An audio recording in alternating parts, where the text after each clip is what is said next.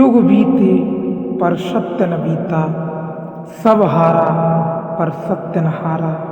यदि आपने अभी तक अंतिम अध्याय नहीं देखा है तो कृपया करके अंतिम अध्याय देखें और उसके बाद ही इस अध्याय में प्रवेश करें। रामकृष्ण के जीवन में एक और उल्लेख है। उन्होंने सभी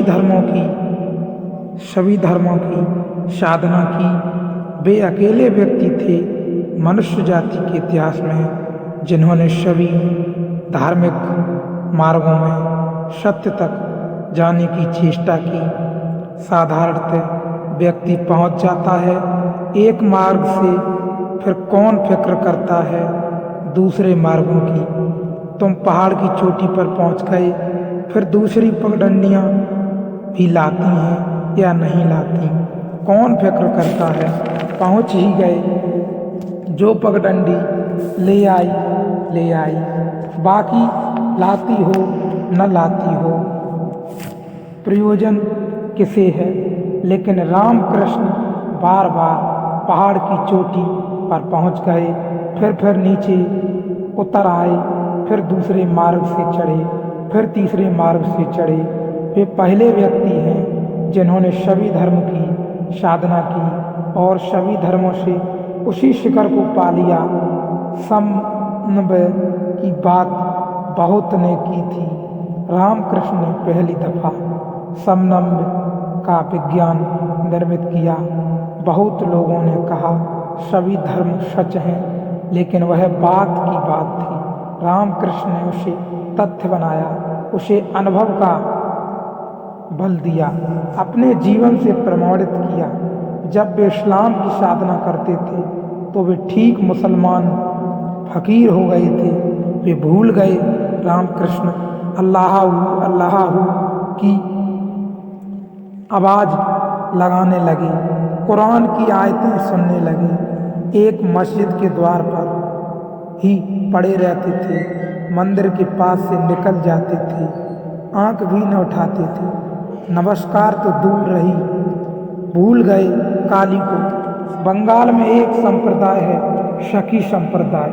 जब रामकृष्ण ने पहली दफा शकी संप्रदाय की साधना करते, शकी संप्रदाय की मान्यता है कि परमेश्वर ही पुरुष है, बाकी सब स्त्रियां परमेश्वर पुरुष हैं, बाकी सब उसकी सखियां हैं। तो सखी संप्रदाय का पुरुष भी अपने को स्त्री ही मानकर चलता है।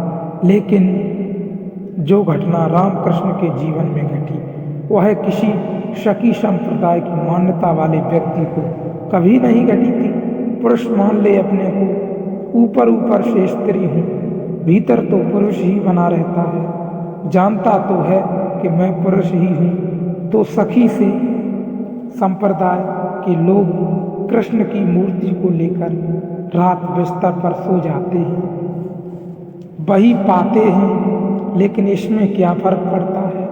लेकिन जब रामकृष्ण ने साधना की तो अभूतपूर्व घटना घटी, बड़े बड़े वैज्ञानिकों को भी चकित कर दे ऐसी घटना घटी। 6 महीने तक उन्होंने शकी संप्रदाय की साधना की तो 3 महीने के बाद उनके स्तन उभर आए, उनकी आवाज़ बदल गई, वे स्त्रियों जैसे चलने लगे, स्त्रियों जैसी उनको मधुर वाणी हो गई, स्तन उभर आए, स्त्रियों जैसे स्तन हो गए, शरीर का पुरुष ढांचा बदलने लगा। मगर इतना तो संभव है कि स्तन होते तो पुरुषों को भी है, अविकसित होते हैं, स्त्री के विकसित होते हैं। तो हो सकता है अविकसित स्तन विकसित हो गए हों, बीज तो है ही। यहाँ तक तो कोई बहुत बड़ी घटना नहीं घटी, बहुत पुरुष को स्तन बढ़ जाते हैं, यहाँ कोई बहुत आश्चर्यजनक बात नहीं। लेकिन 6 महीने पूरे होते उनको मासिक धर्म शुरू हो गया।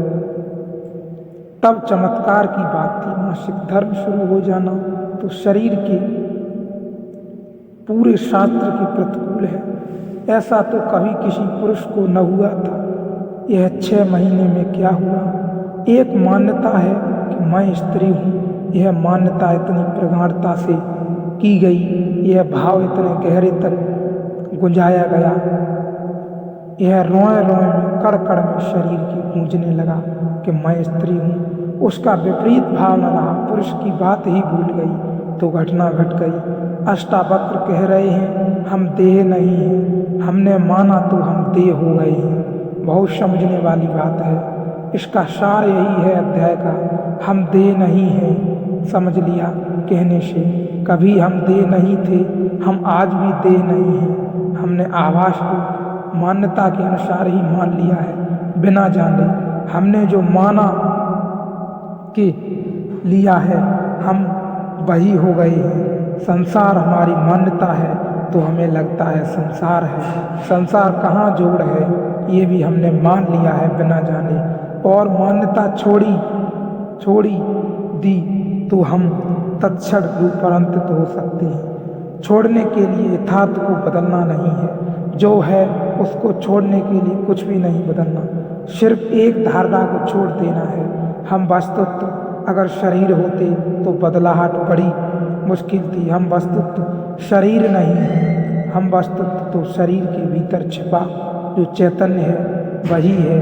वह जो साक्षी दृष्टा है, उस बोध की तलवार मैं बोध रूप हूँ, उठा ऐसे भाव की तलवार और काट डाल इस धारणा को कि मैं देह हूँ। फिर तू सुखी है। सारे दुख देह के हैं, सारे दुख देह के हैं। जन्म है, बीमारी है, बुढ़ापा है, मृत्यु है, सभी देह के हैं। सारी पीड़ाओं के साथ भी तादात्म्य है। जब देह जराजीर्ण होती है तो हम सोचते हैं देह में जराजीर्ण हो गया। जब देह बीमार होती है तो हम सोचते हैं मैं बीमार हो गया। जब देह मरण के निकट पहुंचती है तो हम घबराते हैं कि मैं मरा। मान्यता सिर्फ मान्यता है, यह सिर्फ कहने से ही है, हमने जाना ही नहीं। मान्यता है, शरीर बीमार हुआ तो हम कहने लगते हैं मैं बीमार हो गया। यह मान्यता है, मान्यता के अनुसार नहीं। मान्यता को छोड़ो और इसको अज्ञान रूपी तलवार से काट डालो। अष्टावक्र यही कह रहे हैं कि मैं देह नहीं हूँ। एक बार इसको दोहराना कि मैं देह नहीं हूँ, और अपने साथ किसी भी प्रकार का समझौता किसी से भी न करें। बिल्कुल भी जिए प्रेम की धारा के साथ, बह जाए आनंद की धारा के साथ। समझौता कतई न करें, बिना जाने समझौता न करें। ऐसे ही न माने बिल्कुल किसी को भी, और परम स्वतंत्रता में जिए।